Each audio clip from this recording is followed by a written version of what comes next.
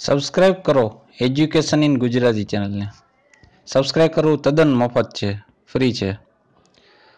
આપણા એજ્યુકેશન ગુજરાતી ચેનલમાં ધોરણ 8થી માંડીને ધોરણ 5 સુધીના ગણિતની બધી માહિતી, વિજ્ઞાનની તેમજ અંગ્રેજીના પીરિયડ ગોઠવવામાં આવ્યા છે, જે તમને વિના મૂલ્યે ઇન્ટરનેટના માધ્યમથી મેળવવામાં આવે છે. તેથી સબસ્ક્રાઇબ કરી લો, જેથી તમને તમારા ઈમેલ એડ્રેસ ઉપર મેસેજ આવી જાય યુટ્યુબ તરફથી કે હવે આપણો વિડીયો અપલોડ થઈ ગયો છે, જેથી તમે જોઈ શકો. એટલા માટે સબસ્ક્રાઇબ કરવાનું છું. એ તદ્દન ફ્રી છે. Thank you. આભાર વિદ્યાર્થી મિત્રો.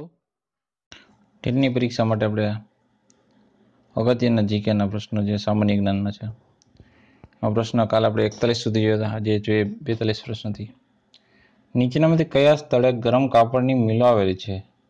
જવાબ અમૃતસર. પ્રશ્ન 43. થાનગઢ કયા ઉદ્યોગ માટે જાણીતું છે? જવાબ ચિનાઈ માટીના વાસણ માટે. પ્રશ્ન 44.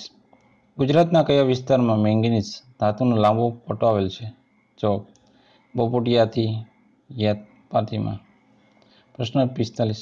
કયા માર્ગો થતો વેપાર ગુજરાતના અર્થતંત્રમાં સૌથી મહત્વની ભૂમિકા અદા કરે છે? જવાબ દરિયાઈ માર્ગે. પ્રશ્ન 46. ભારતના કયા રાજ્યમાં સુતરાઉ કાપડની પ્રથમ મિલ શરૂ કરવામાં આવી હતી? જવાબ મહારાષ્ટ્રમાં. પ્રશ્ન 47. કયું શહેર સીવવાના સંચા બનાવવા માટે જાણીતું છે? જવાબ લુધિયાણા. પ્રશ્ન 48. વિશ્વ પ્રસિદ્ધ પટોળા ગુજરાતના કયા શહેરમાં બને છે?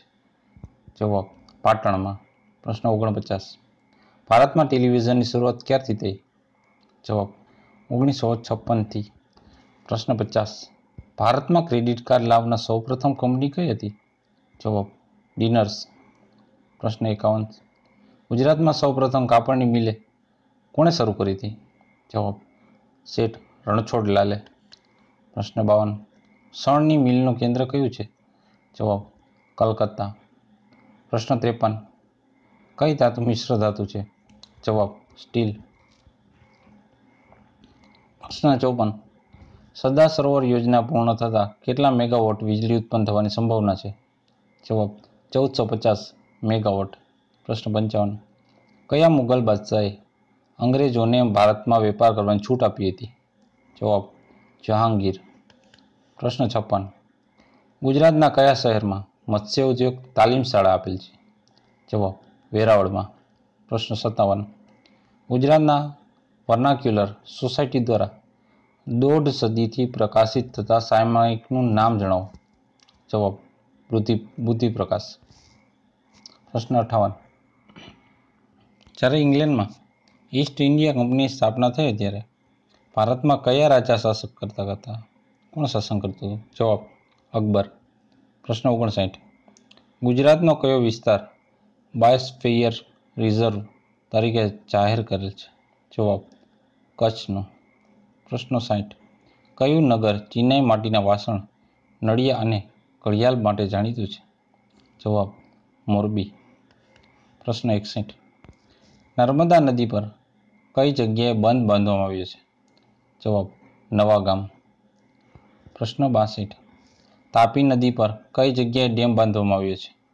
જવાબ ઉકાઈ.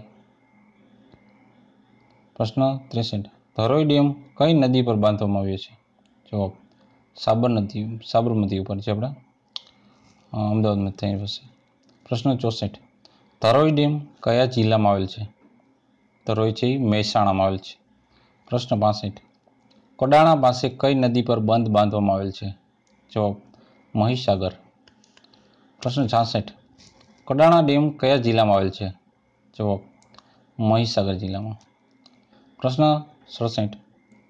બનાસકાંઠામાં બનાસ નદી પર કઈ જગ્યાએ ડેમ બાંધવામાં આવેલ છે? જવાબ દાંતીવાડા. પ્રશ્ન 68. વાત્રક નદી પર વાત્રક ડેમ કયા જિલ્લામાં આવેલ છે? જવાબ અરવલ્લી. પ્રશ્ન 69. હાથમતી નદી પર કઈ જગ્યાએ ડેમ બાંધવામાં આવેલ છે? જવાબ હાથમતી નદી ઉપર છે, હિંમતનગર પાસે. તો આ હતા જનરલ નોલેજને લગતા ઇમ્પોર્ટન્ટ પ્રશ્નો. જોતા રહો એજ્યુકેશન ગુજરાતી. લાઈક કરજો, શેર કરજો. Thank you. આભાર.